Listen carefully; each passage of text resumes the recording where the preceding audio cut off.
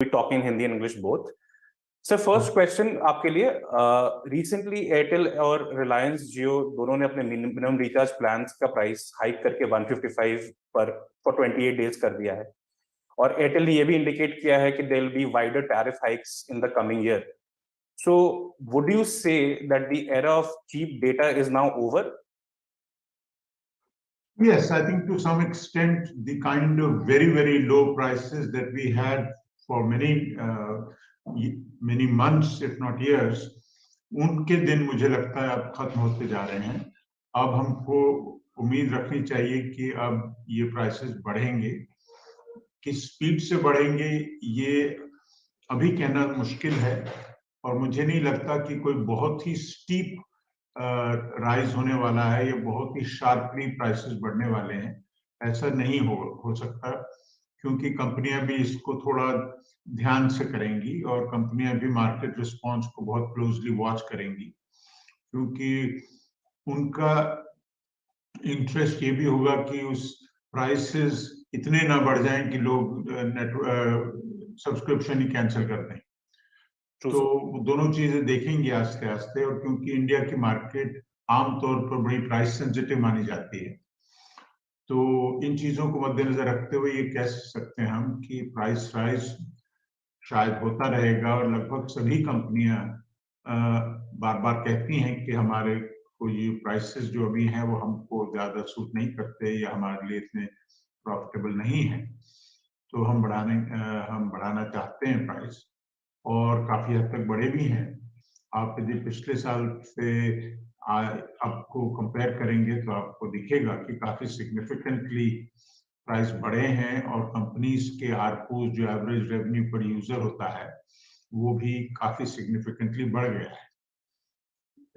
दूसरी तरफ को ये भी है कि कंपनियों के इन्वेस्टमेंट भी बहुत बढ़ गए हैं. 5G जो है बड़ा कैपिटल इंटेंसिव मार्केट है, पर उसकी बात हो सकती है अलग से.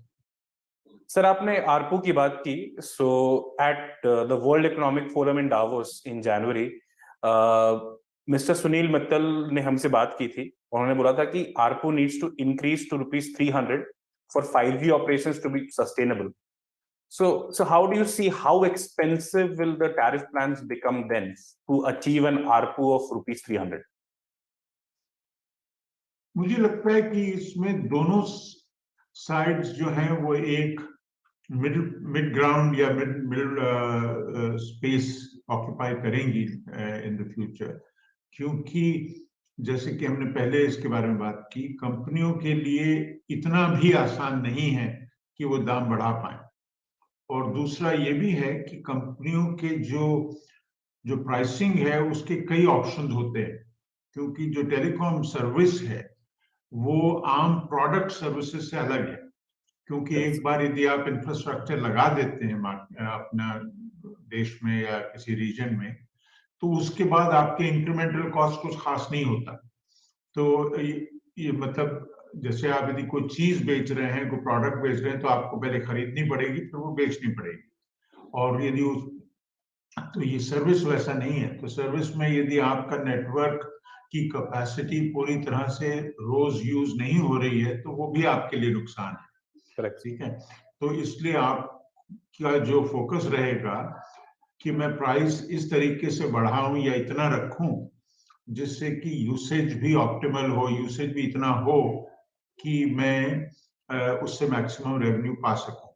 क्योंकि कंपनियां कैपेसिटीज बढ़ा चुकी हैं, तो अब वो नहीं चाहती कि मतलब यदि वो कैपेसिटी खाली जाती है तो उससे भी उनको कोई खास फायदा नहीं. उनका यदि उस खाली कैपेसिटी से यदि उनको आधा भी प्राइस मिलता है तो वो उसको लाना चाहेंगी. जैसे ठीक उसी तरीके से जैसे हवाई जहाज वाले करते हैं, फ्लाइट्स में होते हैं कि ठीक है.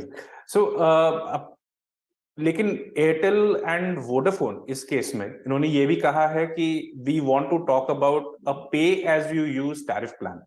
सर इसका मतलब क्या होता है? Can you explain to our listeners? जी देखिए, आज के दिन हम लोग आमतौर पर हमारे एक प्लान होता है, चाहे वो 100 GB का है या 500 का है या 10 का है, जो भी है. तो उसके बाद हम क्या उसको पूरा यूज करें, आधा यूज करें, हमारा एक फिक्स रेट होता है. ओके.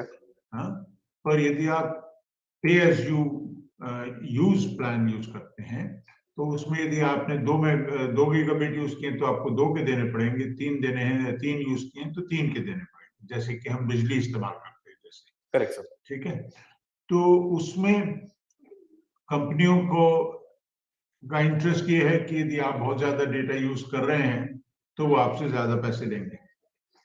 पर कंपनियों के लिए एक इसमें रिस्क भी है, क्योंकि यदि मैं 24 घंटे यही देखता रहूंगा कि मेरा बिल ना बढ़ जाए, तो मैं अपना यूसेज जो पहले करता था उससे भी कम कर दूंगा।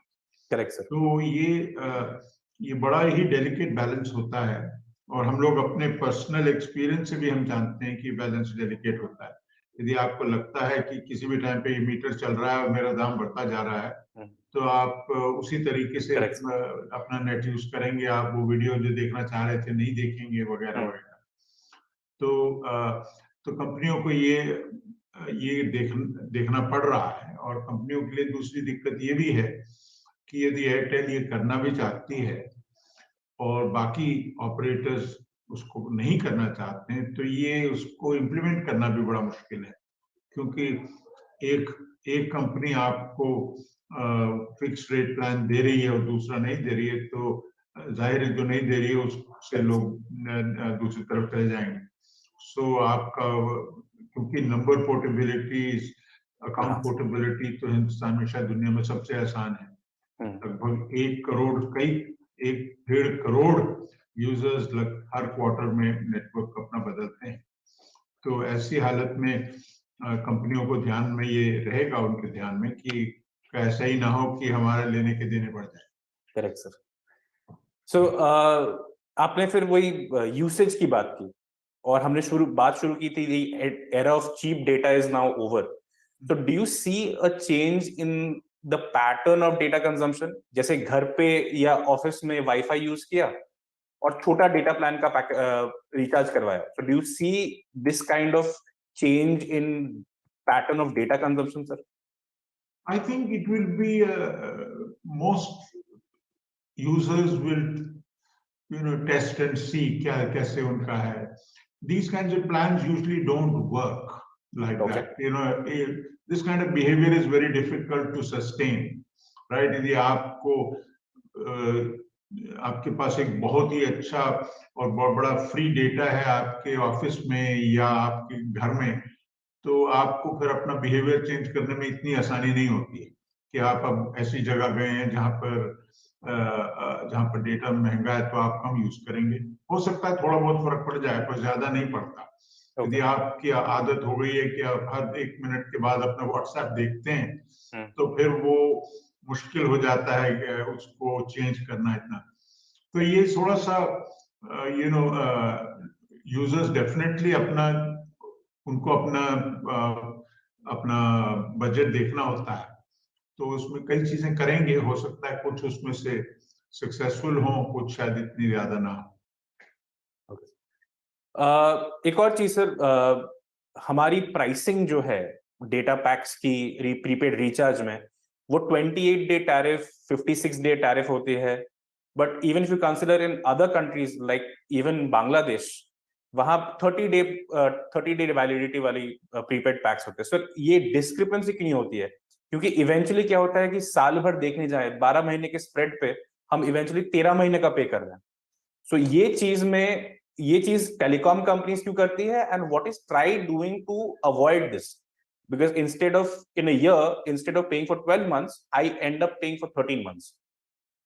देखिए, ये किस्म की साइकोलॉजिकल गेम है जो कंपनीज अपने यूजर्स के साथ खेला करती हैं, राइट? इसको अपने आप में आप कोई अनफेयर प्रैक्टिस नहीं मान सकते। हाँ, इसमें आप और मैं उससे थोड़ा सा उलझ जाते हैं, या हम लोग थोड़े से कंफ्यूज हो जाते हैं कि हाँ 28 दिन मतलब 1 महीना, पर एक्चुअली होता नहीं है। बट ये सब एक किस्म से companies are trying to just soften the blow or to make something look cheaper than it is, and so on so forth. I think इसमें ट्राई का बहुत कम ही इसमें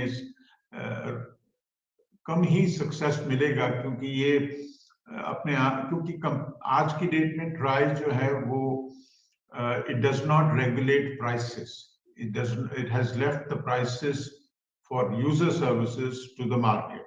It is what is called forbearance on price. So to do this type of tinkering for it to be when technically the company is being transparent, मैंने ये तो नहीं कहा कि मैं 30 दिन दे रहा के पैसे ले रहा हूँ और 28 दे रहा हूँ, वो तो कुछ कर सकते हैं। पर यदि मैं आपको 28 ही दिन कह रहा हूँ और 28 दिन के पैसे ले रहा हूँ, तो फिर उसमें ट्राई का रोल थोड़ा कम हो जाता है। Of course, there is a guidance they can give that look, please make it easy for users to make good choices, वगैरह वगैरह. But mobile operators across the world can be criticized for not being totally transparent in these matters. So this is a problem. Okay. Sir, we also talked about 5G in India. So how do you see 5G propagating in our country? जब 4G आया था 2016 के पहले ही Airtel had already launched 4G services, but वो pickup हमें तभी दिखा when Jio launched in September 2016, और वो आए थे market breaking plans के साथ. So do you see that similar kind of tariff war for 5G? और उसके बाद जो पिकअप भी हुआ था 4G में, वैसा पिकअप भी आप देखेंगे 5G में, हमें बिल्कुल देखने को मिलेगा वैसा? नहीं, बिल्कुल नहीं, क्योंकि 5G की जो मेन फीचर्स हैं उसका इंटरेस्ट ज्यादा इंडस्ट्री में है, ना कि एंड यूजर्स में। एंड यूजर्स को सबसे ज्यादा उसमें जो डिफरेंस नजर आएगा वो है कि आपकी डेटा स्पीड्स बहुत बढ़ जाएंगी, तो आप जो वीडियो डाउनलोड कर रहे हैं वो और भी फास्ट हो जाएगा। पर जाहिर है आज की डेट में कोई इतना भी कम स्पीड नहीं है कि लोगों को घंटों लग जाते हो अपना वीडियो डाउनलोड करने में, या मिनटों लग जाते हैं। तो यदि ऐसी हालत होगी तो इसका जो एंड यूजर का जो इम्पैक्ट है वो बड़ा लिमिटेड है, क्योंकि पर इंडस्ट्री के लिए उनकी low latency services are very important, क्योंकि उससे आपको मैन्युफैक्चरिंग में, लॉजिस्टिक्स में, कई जगह में बहुत एडवांटेजेस हैं। सिमिलरली उनकी जो वो है इंटरनेट ऑफ थिंग्स, IoT का जो सपोर्ट है 5G में, that is those all these things are very very major improvements in communications, but these improvements have more significance for the industry. Okay. So the companies will have an entirely different approach to pricing. So they will not want to do something which actually reduces their revenue even from the industry. And the general assumption is that industry has more capacity to pay. So why will you have a price war if your target audience is only end users, is industry? But this is the dramatic and important difference between 4G and 5G. 4G was intended to get people like you and me to start using data services, and so when Jio crashed the prices of 4G services, it expanded data services in a big way, and disrupted the market in a big way, and users also liked it. But I think 5G has many other problems for the users. Most people don't have 5G smartphones. The smartphones themselves have become very expensive now. Correct. And 5G will be even more expensive. Okay. So you're not going to market 5G to a mass market in the short term. So I would expect the pricing strategy to be very different. Okay. So final question, sir. You talked about industry uptick will be higher for 5G as compared to consumers, normal में आप हमारे दोस्त ये जो भी families and all that. So do you think इसमें फिर what will be if the telecom companies go with a focus on industry? So do you think that there's a scope to increase the ARPU even higher in that case? Maybe they can strategize in that way? To some extent, yes. But of course, you see, there is a balance. Industry, all said and done, is not the mass market. Okay. You see, so for an average to improve, the numerator also has to be sufficiently high, right? and the denominator. So the point being that ARPU will increase if industry take-up is really huge. Okay. And and they use a lot of data, and the companies have a pricing plan which is actually enables them to maximize these revenues. And so companies will probably be a bit careful about this, because remember, 5G market is a developing market. You don't want to take chances with its growth. Okay. In the case of 4G, especially when Jio entered the market had already been tested a little, because 4G services were available in it.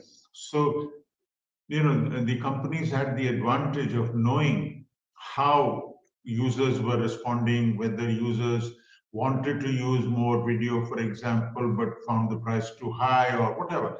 There was a lot of data available to a company like Jio to figure out what will happen if they crash the prices. Okay. But this is not the case with 5G yet, to my understanding. Okay. So I think companies will be careful. I don't expect the ARPUs to suddenly go very high simply because of 5G usage by industry. Okay. Of course, it will increase somewhat. Yeah. Thank you so much, Mahesh sir. It was an eye-opening chat with you. Thank you for joining us. This is Thank you. Tushar for BQ Prime. बहुत अच्छा लगा. Thank you.